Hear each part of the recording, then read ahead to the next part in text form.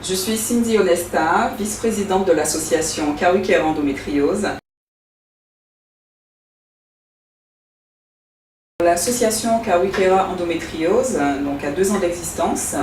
Elle a été créée par Madame Fabienne Dondas, donc, qui est la présidente, la représentante officielle, dirons-nous. Et suite effectivement à son diagnostic par rapport à la maladie, et voyant effectivement qu'il y avait très peu d'informations à ce sujet, en tout cas surtout en Guadeloupe, donc elle a vraiment voulu créer une dynamique en créant cette association et vraiment regrouper autour d'elle un maximum de personnes pour déjà faire passer une information au public. L'association aussi cherche à faciliter la prise en charge au niveau de la Caisse générale de sécurité sociale, parce qu'il y a certaines femmes donc, qui se font traiter en dehors de la Guadeloupe. Donc effectivement, les frais de transport, les frais médicamenteux, donc ça peut être très coûteux. Nous essayons de faciliter les démarches des personnes, des femmes chez qui la maladie a été diagnostiquée. Il faut savoir que certaines partent hors du département pour se faire traiter et faciliter vraiment les démarches au niveau de la Caisse générale de sécurité sociale, faire reconnaître réellement cette maladie, sa complexité, surtout faciliter les dossiers de prise en charge. Donc nous sommes là, nous conseillons les personnes qui viennent à notre rencontre, dans la mesure où certaines adhérentes de l'association, certains membres de l'association sont déjà passés par ce processus, donc effectivement peuvent être amenés à conseiller, à dire en tout cas comment les choses se sont passées pour elles. Nous sommes en contact aussi avec une assistante sociale de la sécurité sociale et nous avons vraiment ils sont déjà sensibilisés à ce niveau-là, à cette maladie, à sa problématique. Donc l'endométriose est une maladie gynécologique qui touche 1 à 2 femmes sur 10, c'est-à-dire environ 5 à 10% de femmes en âge de procréer. L'endométriose tire son nom de l'endomètre, qui est la muqueuse utérine, qui doit normalement être évacuée au moment des règles. Dans le cadre de cette maladie, ce qui se passe, c'est que l'endomètre effectivement est expulsé de l'utérus, mais reste à son niveau et continue donc à circuler dans le corps, n'est pas évacué normalement. Donc ce qui provoque des lésions. Il circule effectivement de façon locale au niveau de l'utérus, donc il peut y avoir des adhérences au niveau de la vessie, des ovaires, des trompes, éventuellement du rectum. Donc voilà, ce qui provoque effectivement les douleurs, ce qu'on appelle les douleurs pelviennes, et ce qui est une des premières causes effectivement, ou un des premiers symptômes de cette maladie. Donc la douleur liée à ces différentes adhérences. Donc premier élément, comme je viens de le dire, les règles douloureuses. Deuxième élément, ça peut être les règles aussi durant les rapports sexuels. Les douleurs pelviennes, donc des douleurs au niveau aussi des lombaires, du bas-ventre, des difficultés à uriner. En fait, tous ces symptômes, ce sont vraiment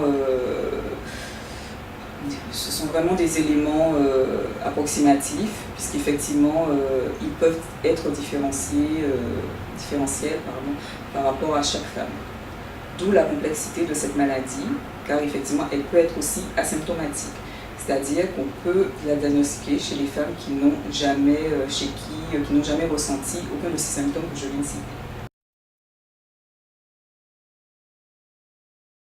La maladie de l'endométriose, effectivement, peut causer des adhérences donc, au niveau de l'ovaire, la vessie, comme je le disais précédemment, les ligaments donc, soutenant l'utérus, de façon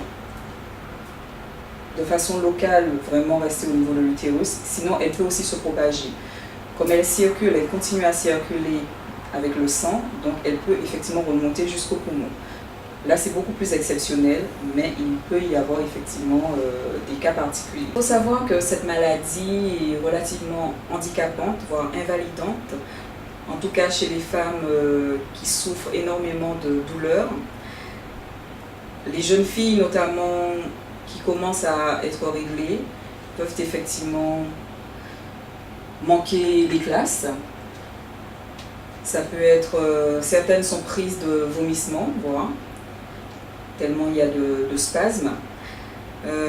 Plus tard, au niveau professionnel, quand on est adulte, effectivement, ça peut aussi être des absences répétées au niveau du travail. Dans la vie de couple, certaines incompréhensions au niveau du conjoint, parce qu'il ne comprend pas forcément que madame soit en mesure de faire certaines choses aujourd'hui, demain ne puisse pas réagir, entre guillemets, ou en tout cas pas faire grand-chose et souffrir énormément. Ça peut effectivement créer des tensions au sein du couple, voire aller jusqu'à la rupture, ce qui a déjà été le cas. Au niveau professionnel, donc, ce n'est pas évident de travailler avec des collègues à certaines périodes, ne pas pouvoir faire grand-chose, ne pas pouvoir rester concentré sur un dossier pendant une longue période.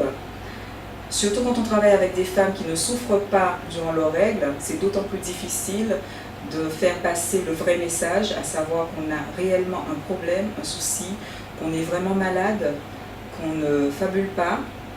Cela, effectivement, est beaucoup plus difficile. Certaines personnes, certains membres, selon certains témoignages des membres de l'association, elles ont eu beaucoup plus de soutien au niveau de leurs collègues hommes que de leurs collègues femmes. Parce que malheureusement, entre nous, femmes, nous sommes effectivement très durs entre nous.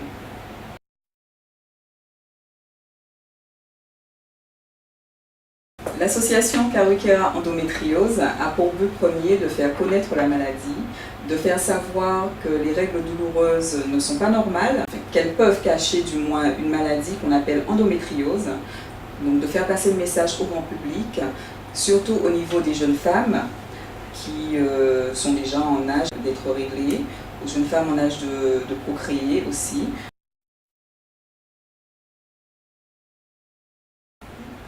Le plus souvent, cette maladie est décelée tout à fait par hasard, durant une consultation pour de lourdes douleurs pelviennes ou dans le cadre d'une infertilité.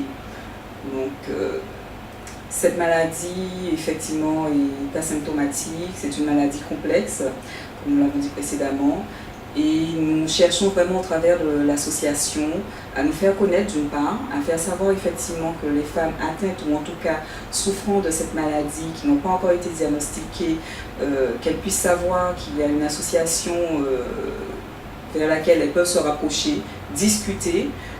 Nous pourrons aussi les aider, les conseiller en fonction des différents symptômes, si elles se rendent compte qu'elles ressentent, ou en tout cas plusieurs symptômes, les conseiller, leur donner quelques conseils, façon de faire, des moyens de discuter avec leurs différents praticiens, que ce soit médecin traitant, en priorité effectivement le gynécologue, de façon à diriger les analyses en ce sens, l'échographie pelvienne ou l'IRM. Donc ce sont les deux moyens aujourd'hui les plus fiables de pouvoir déceler cette maladie. Donc nous sommes en relation avec le professeur Jean-Qui, qui officie effectivement au CHU, Centre Hospitalier Universitaire. Nous travaillons aussi en parallèle avec le docteur Bénichou, qui est gynécologue obstétricienne à la PMA, donc procréation médicalement assistée, toujours au CHU.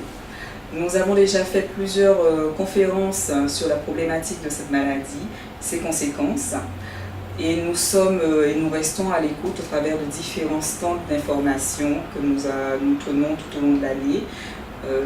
Nous portons l'information au niveau du public, hommes et femmes, je tiens à préciser aussi les hommes, parce qu'il faut savoir que voilà, messieurs, autour de vous, vous vivez avec des femmes, vos mères, vos épouses, vos enfants, nièces, etc., de façon à ce que vous puissiez savoir si elles ont des douleurs, si elles vous disent quelque chose derrière, savoir réellement ce qu'elles vivent.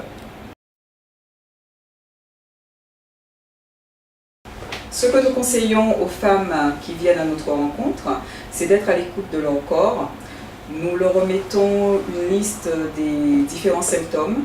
Donc vraiment être à l'écoute pendant 2-3 mois approximativement. Nous leur conseillons de noter, de ne pas hésiter surtout à noter ce qu'elles ressentent en dehors de la période des règles, pendant les règles, après aussi les règles, parce qu'il faut savoir que les douleurs peuvent s'étendre sur ces 3 périodes.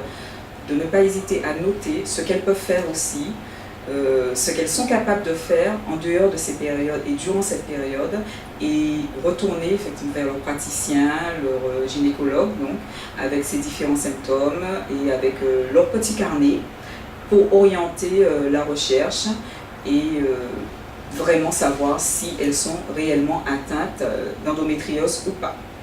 Au niveau du couple, il faut vraiment parler, parce que comme c'est une maladie qui touche aussi le côté fertile, voilà, la fertilité chez la femme, le côté, je dirais vraiment, entre guillemets, comme on dit si bien chez nous, voilà, c'est notre côté femme aussi, le fait de pouvoir procréer. Quand il y a des difficultés, il faut vraiment trouver la force en soi de pouvoir en parler, déjà à son conjoint et au niveau de sa famille aussi. MGPS, c'est mutuel en nous.